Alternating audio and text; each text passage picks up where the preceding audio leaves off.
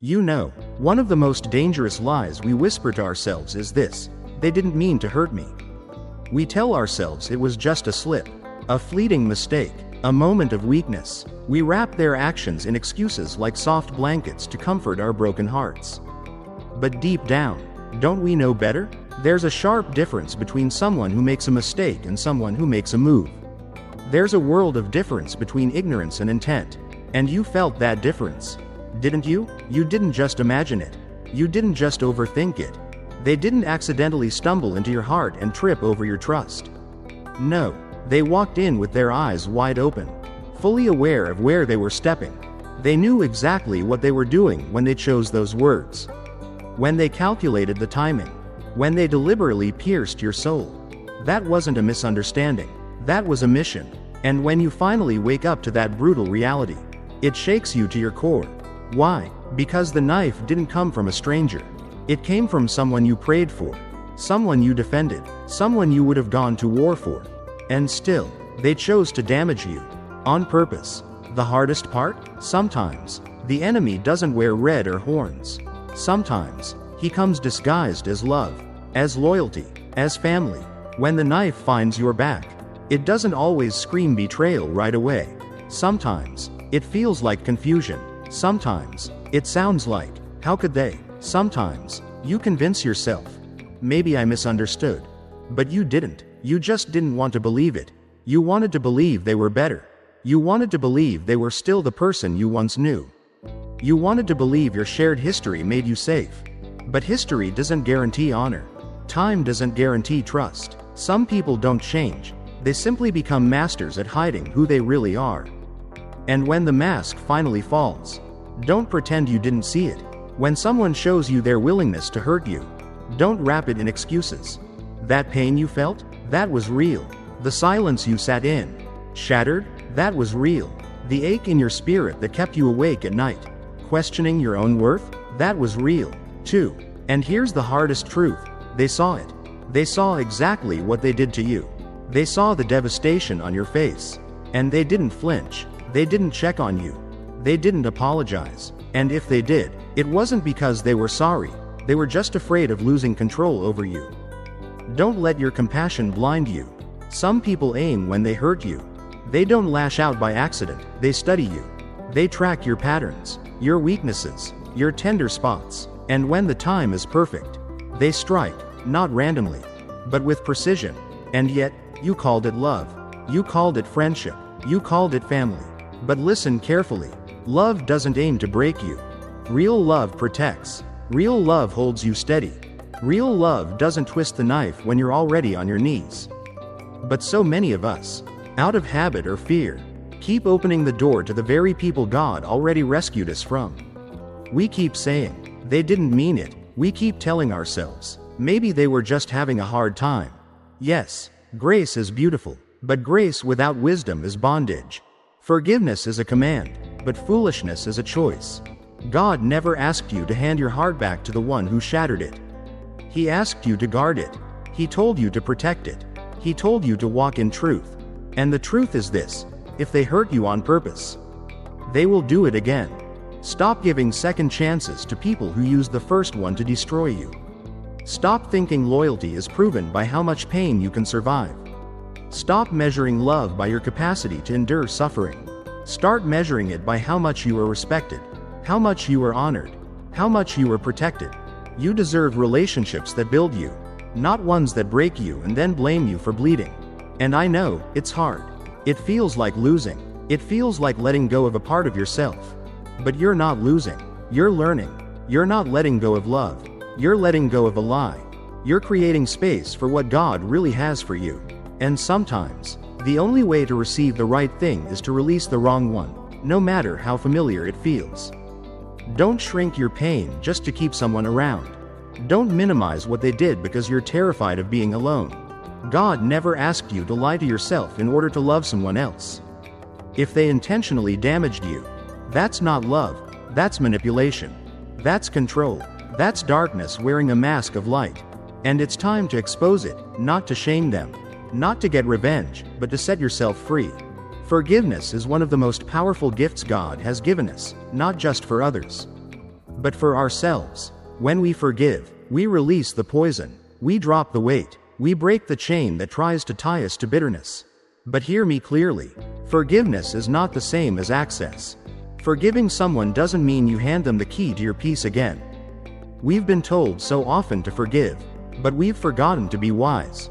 We've believed that real forgiveness means pretending nothing happened, that we must restore the same closeness, the same open door. But that's not forgiveness, that's forgetfulness. God called us to forgive, yes, but He never asked us to be fools. He never said, let the wolf back into the sheepfold just because you prayed for him. Some people you've forgiven are not meant to walk with you into your next chapter. They were part of your wilderness, not your promised land. Just because you've released the grudge doesn't mean you need to grab their hand again. Some of us are exhausting our souls, trying to love people back into decency. We think if we forgive enough, pray enough, stay enough, they'll change. But sometimes, God allows the distance because that distance is His protection. If you keep giving access to the people He's trying to remove, you're not walking in forgiveness, you're walking in disobedience. Forgiveness says, I release you. Forgiveness says, I refuse to carry this anger any longer. But forgiveness also says, I choose to protect the peace God gave me. And that peace, you fought for it. You cried for it. You dragged yourself out of darkness to reclaim it. So why would you hand it back to the very person who didn't value it the first time? Letting someone back in just because you've forgiven them is like handing a thief the keys to your house because you prayed about the last robbery. That's not healing. That's self-sabotage. Some people aren't sorry they hurt you. They're just sorry they lost access to you. They don't miss you because they love you. They miss you because you were easy to use. You were always available, always kind, always forgiving. And they counted on that. They mistook your grace for weakness, your patience for permission. And now that you've found your strength, now that you see clearly, they want back in. But not to love you right, to reset the same cycle. That's why you must learn to forgive and protect. You can pray for someone from a distance. You can wish them well without welcoming them in. You can carry love in your heart without carrying their weight in your life. God isn't judging how much access you give. He's watching how well you keep the boundaries He's asked you to build. When people say, but didn't you forgive them? Your answer can be simple. Yes, I forgave them. I just learned not to trust them again. You see, as we've already come to understand, this isn't about bitterness. It's about clarity. It's not about revenge, it's about wisdom. The same God who told you to forgive also told you to guard your heart. And how can you guard something you keep handing over to people who only know how to break it? Isn't that the hard truth we try to avoid? The world might tell you that forgiveness must mean reunion, that things should go back to how they used to be. As if nothing happened, but deep inside, you know better. Forgiveness is between you and God. Access, that's between you and discernment. If God is closing a door, why do you keep trying to wedge it open out of guilt? He knows what you don't. He saw the conversations they had behind your back. He heard the things they never dared to say out loud. He knew the harm they carefully plotted while smiling right in your face. And sometimes, His protection shows up looking like isolation. Sometimes, His mercy feels like loneliness. But trust me, it's deliverance in disguise. You don't owe anyone access simply because you've forgiven them. That's not arrogance, it's preservation. It's honoring what God has worked so hard to restore in you. So bless them, release them, pray for them, but stop giving front row seats to the very people who applauded when you fell. Stop reopening the door to pain in places God has already healed. Stop handing the pen to people who once tried to erase your story. They didn't just hurt you by accident. No, it went deeper than that. It wasn't some fleeting moment of rage or a slip of emotion. They planned it. They watched you closely. They studied your kindness. They listened carefully when you spoke from your heart. They paid attention to what made your face light up, what made you fall silent, what made you trust, and with all that knowledge, they chose to wound you anyway. That's what makes it so painful. That's what makes it so hard to comprehend. It wasn't just the action, it was the awareness. They knew you. They knew your battles. They knew the pain you were still healing from. They knew the exact moments when you were vulnerable. And instead of covering you, instead of protecting you, they weaponized it. That's not immaturity. That's intention. And I need you to know, it's okay to admit that. It's okay to call it what it really was. We've been trained to soften the blow for others. Even while we're the ones bleeding. We try to make their betrayal easier to carry. We whisper to ourselves, maybe they were just going through something. Or, maybe I overreacted. Or, they probably didn't really mean it. But let me tell you the truth. When someone uses the very things you once trusted them with to break you, that's not love. That's a weapon. Some of you gave your loyalty to people who only wanted leverage. You handed your secrets to people who saw them as ammunition. You shared your dreams with people who quietly hoped you'd fail. You thought they were listening because they cared. But no, they were listening because they were calculating. They weren't trying to get closer to your heart. They were searching for the cracks. The soft spots. The places where a precise strike would hurt you the most. Hear me clearly. You were not foolish for trusting. You were not weak for loving. You were not naive for believing the best in them. That is not your shame to carry. That is not your guilt to wear. The darkness they carried in their heart is not your burden to bear. Their betrayal reflects who they are, not who you are. Don't let their actions redefine your identity. You were honest. You were pure. You were sincere. That's not something to apologize for. That's something to thank God for. Thank Him that your heart was still soft. That you were still open enough to care. That you were willing to give love a chance. Yes, they took advantage of it. Yes, they misused it. But that doesn't mean your heart was in the wrong place. It means theirs was. Some people know exactly what they're doing. They bait you with affection. They wrap their intentions in charm. They make promises they never planned to keep. And when your guard drops, they strike. That's why it's so confusing, because it all seems so real. And maybe parts of it were. But the harm, that wasn't spontaneous. It was precise. It was targeted. It was intentional. That's why it's so hard to forget. But listen closely. God saw it. Even when you didn't. He saw the manipulation. He saw the jealousy. He saw how they twisted your goodness and used it against you. And He allowed the truth to surface, not to break you further, but to set you free. Because sometimes, we don't see the truth until it wounds us. Sometimes, it takes pain to wake us up. Sometimes, it takes betrayal to finally stop ignoring the warning signs. You thought you were in a safe place, but you were standing in a setup. You thought they had your back, but they were waiting for their moment to twist the blade. That's not just wrong, that's evil. And yet, you survived it. You made it through. And now, you see. You see them clearly. You see their motives. And more importantly, you see what God was protecting you from. The enemy doesn't attack you at random. He uses those close to you. He uses those you trust. Because betrayal only works when it comes from the inside. But thank God, what was meant to destroy you failed. What was meant to crush you awakened you. What was meant to break you lit a fire inside you that cannot be put out. Maybe they thought you wouldn't recover. Maybe they thought their silence would shatter your self-worth.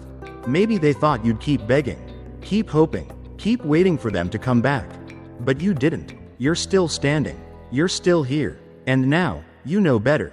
Don't rewrite the story to make it easier to swallow. Don't ignore the facts. If they studied you and still chose to hurt you, that's not someone who deserves another invitation. That's someone God exposed. Let the exposure be enough. Let the truth be enough. Let it open your eyes, not your door. There comes a time when the most godly thing you can do is walk away. Not out of hatred, not out of bitterness, but out of wisdom. You don't have to keep standing where your soul is constantly under attack.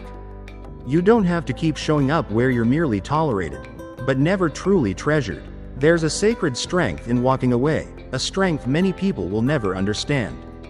It takes courage, it takes obedience, it takes a heart that finally says, no more, not like this. See, the enemy would love nothing more than to keep you stuck in a cycle. A cycle of pain. A cycle of empty apologies without true change. A cycle of promises that were never meant to be kept.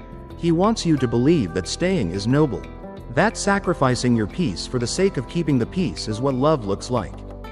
But that's not love. Love isn't meant to hurt like that.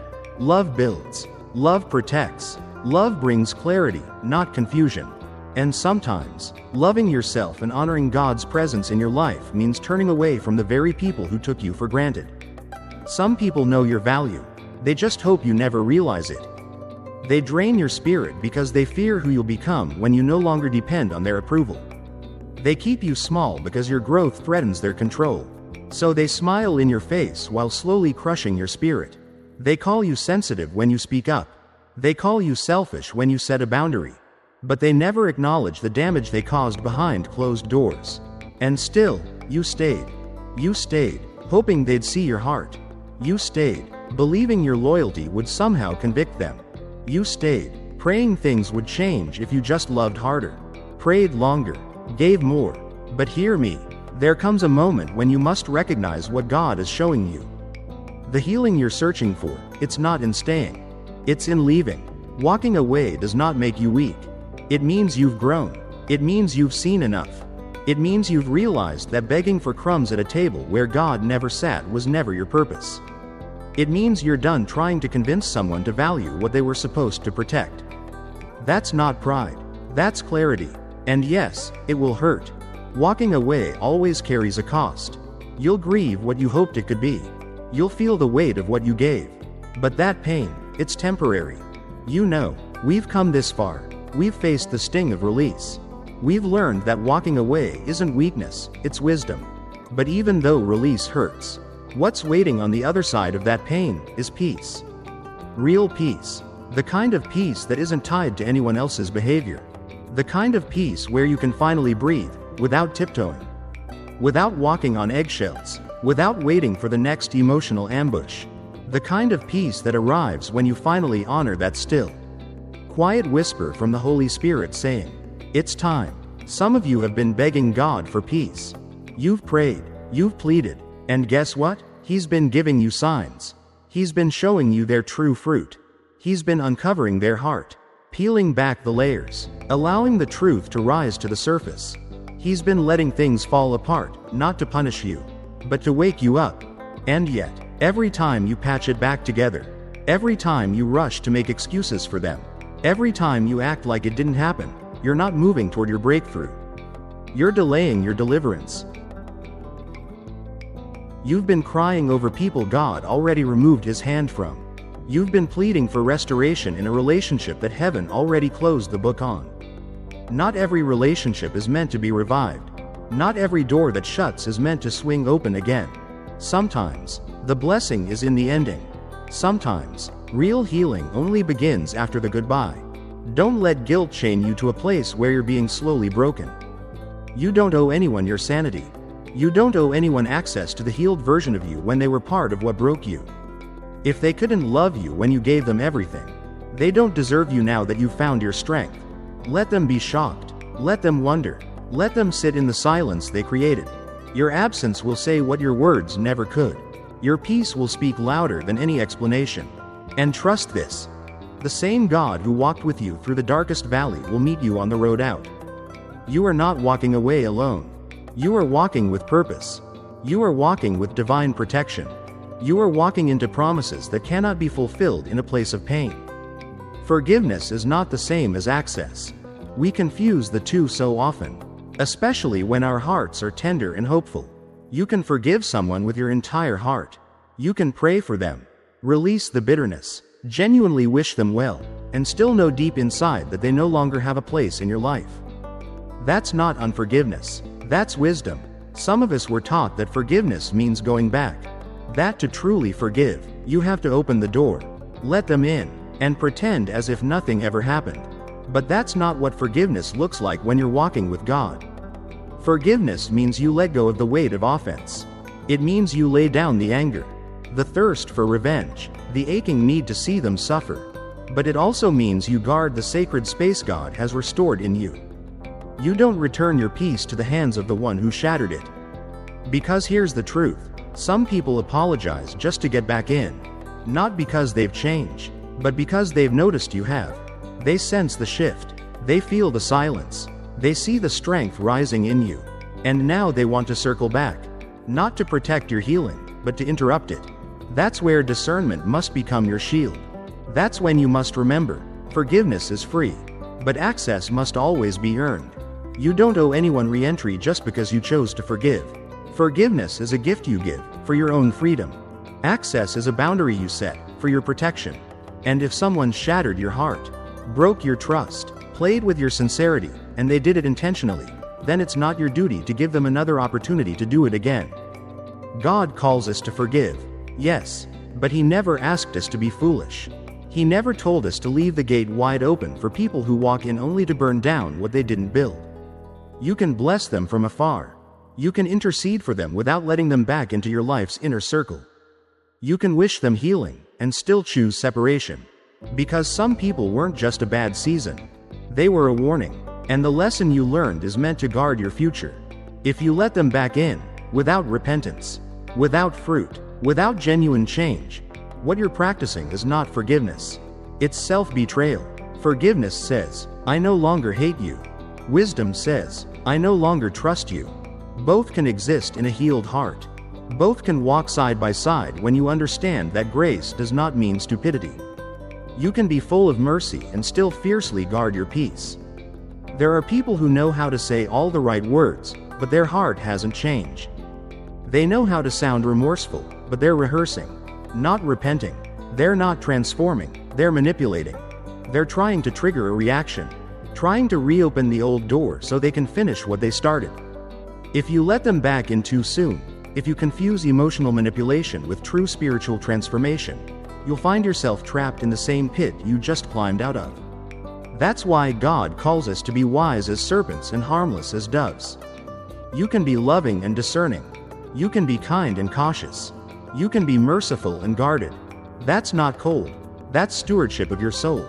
The enemy would love for you to confuse forgiveness with passivity. But the Spirit of God teaches you to forgive while maintaining the boundaries that keep you safe. Listen closely. The person who broke you doesn't get to define your new season. Just because they say they're sorry doesn't mean they're safe. You need to look for fruit. You need to look for humility. You need to look for transformation. Not just words, not just tears, not just guilt, but true, consistent, visible change. And until that shows up, they can remain outside the gate of your peace, even as you forgive them in prayer. Forgiveness is about freeing yourself from the weight of what they did. But access, that's about who you are becoming now. That's about what God is building in your life today. It's about making room for the right people, for the right voices, for the right relationships that nourish your soul instead of draining it. So if they come knocking on the same door they once slammed in your face, you don't have to answer. You don't have to re-explain. You don't have to reopen what God has already closed. You can smile with grace. You can forgive with sincerity. And still say, no, not this time. God is doing something new in me. And there's nothing wrong with that. There's no shame in guarding your growth. There's no guilt in protecting your purpose.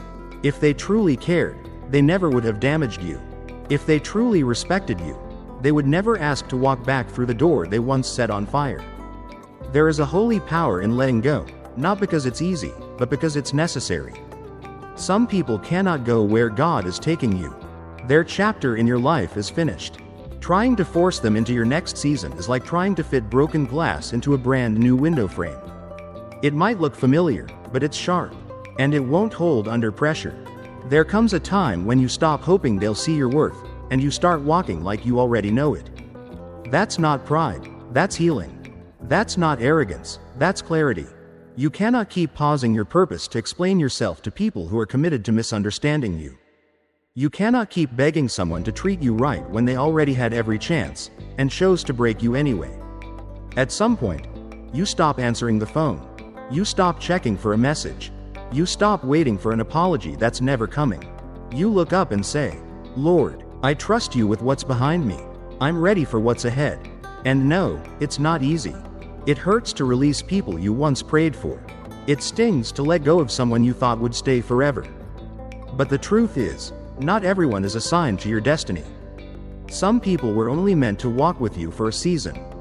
When the time is up, it's not your job to carry them forward. It's your job to obey God, even when it feels like loss. The enemy wants you stuck. Stuck in old memories. Stuck replaying old conversations. Stuck searching for meaning in texts that never came. Why? Because if He can keep your heart trapped in yesterday, you'll miss the blessing standing right in front of you today. But God is calling you higher. And sometimes, rising requires releasing. You can't climb while dragging what's already fallen. You can't soar while holding hands with someone determined to stay on the ground. Letting go isn't just about walking away, it's about making room. Room for peace, room for clarity, room for the people sent by God, not sent by confusion. You gave them grace, you gave them time, you gave them chances, you gave them loyalty, and they gave you wounds, silence, lies, and disappointment. At some point, love means closing the door. Not because you're cruel, but because you're finally kind to yourself. It's not weakness to walk away from dysfunction, it's wisdom. It's not bitterness to stop reaching for someone who only hurt you, it's self-respect. It's not unforgiveness to protect your heart from further damage, it's discernment. You cannot heal in the same place that broke you. You cannot grow in the same soil that tried to choke the life out of you. You cannot keep extending invitations to people who only show up to steal your joy. God does not need you to prove your worth to those who were never willing to see it. We've come to understand now, you can't heal where you were broken. And you can't keep opening the door to people who only came to steal your joy. You see, God never asked you to prove your worth to people who were blind to it. He doesn't need you to chase after those who already made their choice to walk away. What God needs is your heart, fully surrendered, fully open, fully trusting. And let me tell you this, just because they let you go, that doesn't mean you weren't worthy. Just because they walked away, it doesn't mean you weren't enough. Their actions were never a reflection of your value. Their betrayal didn't subtract from your purpose. Their silence doesn't cancel your calling. When people mishandle you, that's a reflection of them, not of you. You're still chosen. You're still anointed. You're still called to greater things. Letting go is not the end. It's the beginning. It's the moment you stop simply surviving, and you start truly living. It's the day you take your peace back. It's the hour you finally look into the mirror and remember who you really are in Christ. And from that moment on, you no longer accept less than what you deserve. You no longer settle for halfway love or temporary loyalty. You no longer reserve sacred space in your heart for people who left you empty. You walk forward. Maybe you're trembling. Maybe you're still carrying some scars. But you walk free. Because when God heals you, He doesn't just glue the broken pieces together. He gives you a new heart. He gives you new strength. He gives you new joy. And when He brings restoration, it's not just about recovering what was lost. It's about preparing you for what's ahead.